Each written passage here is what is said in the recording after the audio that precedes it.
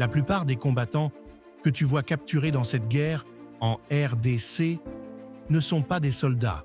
Ce sont des adolescents et jeunes enlevés dans leur famille. Alors réponds-moi maintenant, ennemi ou victime?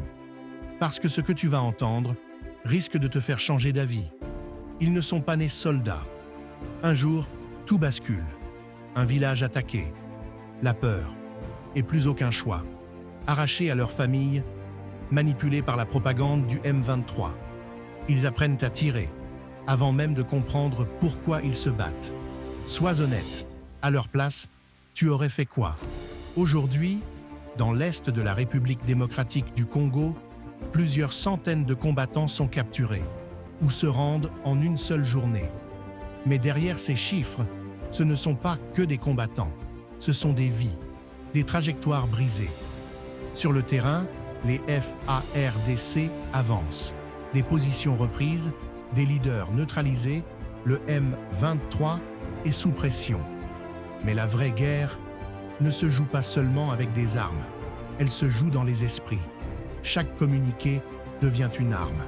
Quand ils entendent que leur chef tombe, que leurs camarades sont capturés, le doute s'installe, la peur grandit. Tu penses que la guerre psychologique est plus puissante que les armes? Réponds oui ou non en commentaire.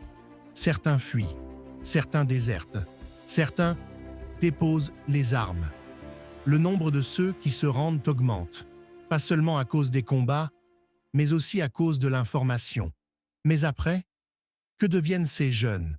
Protégés, réintégrés ou laissés à leur sort? Dis-moi, on doit les punir ou les aider.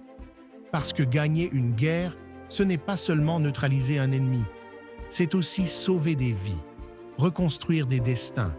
Et pourtant, dans cette guerre de communication, les jeunes capturés ou qui se rendent restent les oubliés. Maintenant, on va voir qui a vraiment compris. Tu dois choisir. Ennemi-victime. Les deux expliquent ton choix. Je lis les commentaires et je réponds aux meilleurs. Like si cette vidéo t'a fait réfléchir. Abonne-toi pour la suite.